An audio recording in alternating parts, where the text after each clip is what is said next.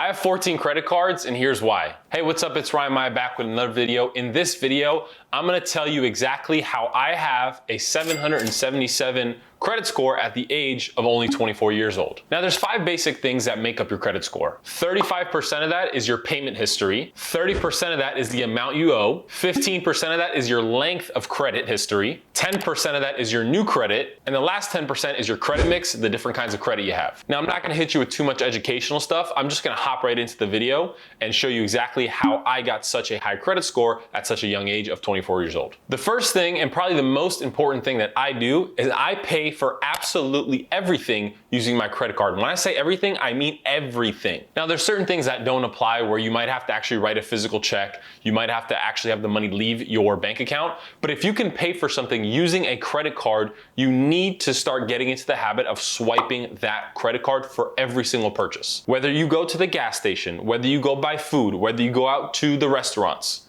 whatever it is, use your credit card for everything. You're gonna be spending the money anyways, you might as well put it on the credit card. Now further into the video, I'm gonna explain to you exactly how to do this and do this the proper way so you don't just go spending your money like crazy. Plus, every time you use your credit card, you get cash back or points on your card depending on what type of card you have. Now the way to control this spending is to follow one simple rule. Do not spend more money on your credit card than you have cash on hand or cash in the bank. Now what I mean by that, let me provide you with a real life example. If you get issued a credit card that has a $2,000 credit limit, but you look in your bank account and you only have $800, do not go out and spend all $2,000 in 1 month. The way you should treat this card is whatever cash you have in the bank, that's how much money you're allowed to spend, even though your credit limit may be more. So if you have $2,000 and you only have $800 in cash, you're only allowed to spend up to $800. I think what a lot of people misinterpret is when they get issued a credit card, they think that's their money. It's not, it's the bank's money. So the way you should look at it is you should have a specific amount of dollars that you're allowing yourself to spend. The next thing that I do is every time I swipe my card, at the end of each and every week, I go to pay off that card. Now you can pay off your card once a week or you can pay off your card once every 2 weeks. It doesn't really matter as long as you're consistently getting in the habit of paying off that card. And what this does, it doesn't really feel like a credit card anymore to me. It's just like, hey, I'm gonna buy this anyways, let me swipe the card and get the benefits of using the credit card. At the end of each week, if I rack up a bill of $500, I'm gonna go ahead and pay the bill immediately and pay off that full $500. I don't like keeping a balance on any of my credit cards. There's no reason to have the balance on the credit card if you have the cash in the bank. The credit card companies don't penalize you for paying your card too much, they penalize you when you don't pay your card enough. So if you want to log in and pay your card every other day, you can do that. This is my Spark business card. I use it for all of my business transactions. It's a 2% cashback card. I pay this card off probably every 3 days. I log into the account, I'm spending a lot of money, probably about $5,000 a day on this card alone, so I don't let that credit line rack up too much. Every other day or every 3 days, I'm logging into the account and I'm paying off the bill. What ends up happening is when you don't pay that bill frequently, you end up stacking up a pretty big bill of $5,000, $10,000, $15,000, $20,000, and then you're like, shit, I gotta pay all this at once. That's when the game becomes a little tricky and you put yourself in a bad position. Now, my next tip to help you build your credit score is to have multiple credit cards. If you don't have a credit card at all, there's something called a secured credit card where essentially you can go to the bank, you deposit $500 in a bank account, and then that bank will give you a credit limit up to $500. That's a very first credit card. But if you already have one credit card, here's what you should do. Once you get that first card, what you're gonna do is you're gonna consistently use it for 2, 3, 4 months, and then eventually you're gonna apply for another card. Now, these are not cards that cost any money. Most of my cards, all but one. So I have 14 cards, only one of them I actually pay an annual subscription to. The rest are completely free to use. So let me just run you through the cards that I have. I have a brand new Wells Fargo Active Cash. This was my most recent card. I literally got it last week. I got another Wells Fargo Credit. I have the Chase Sapphire Preferred. I have a Wells Fargo Business Platinum card. I have another Wells Fargo card. I have a Capital One Platinum card. I have a PayPal Business Credit Card. I have a Williams-Sonoma credit card. I have another Platinum Wells Fargo card, another PayPal card, a Citi Double Cash card, and my Spark Capital One card. I didn't get all these cards at once. It's been 5 years in the making of me getting all these credit cards. Now, having multiple cards and having cards for a long period of time, this goes into two things that make up your credit score: credit history length and amount of new credit you have. That's why every 3 to 6 months, I'm out there looking for new credit cards. Even if they're not fancy ones, just get the new credit card that just came out that's free to use. Like the Wells Fargo Active Cash Card, that card is completely free to use, and Wells Fargo gave me a $30,000 credit limit.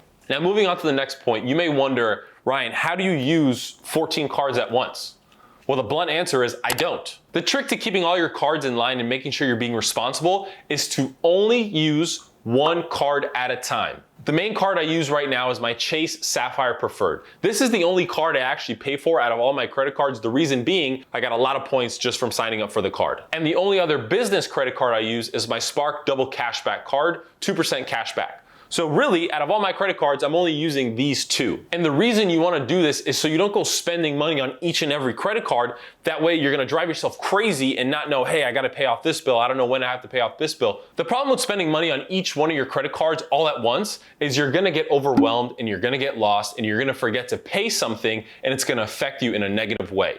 That's why I use only one credit card at a time. The banks and the credit lenders don't penalize you for not using your card. You can have a card open and not use it and just leave it there forever. So basically, once or twice a week, I'm only logging into Chase to pay off this one card because this is the only credit card I'm using, and the Spark Business card. But really quick, if you're getting value out of this video, go ahead, give it a like down below. It really helps out. Really quick, if you're getting value out of this video, go ahead, give it a like down below. It really helps out the channel and it'll help this video grow. So I greatly appreciate it, but let's get back to the video. So going back to what I just touched on, you're never gonna wanna close a card once it's open. Now, there are a few exceptions to the rule. The only exception is if you have a card that you're actually paying an annual subscription fee for, it's okay if you're done with that card and you no longer see value using that card, you can go ahead and close it down. That way it doesn't cost you any additional money. But if you open up a bunch of free cards over time, never go back and close them out. It literally makes no sense, because what makes up your credit score is how long you've had credit for. So this Capital One Platinum card, this was my very first credit card, I think when I was like 18 or 19 years old. My mom actually helped me open this card up. My credit line on this card is only $500, which is pretty laughable when you look at like my Spark Business card. I have a $100,000 limit on that card. And I don't think I've used this card in like 3 or 4 years, but that doesn't matter. This was my very first card, so I'm never gonna close this out. If I close out that card, what's gonna happen is they're gonna go back and cut that time off my card. So let's say I opened it up in 2015.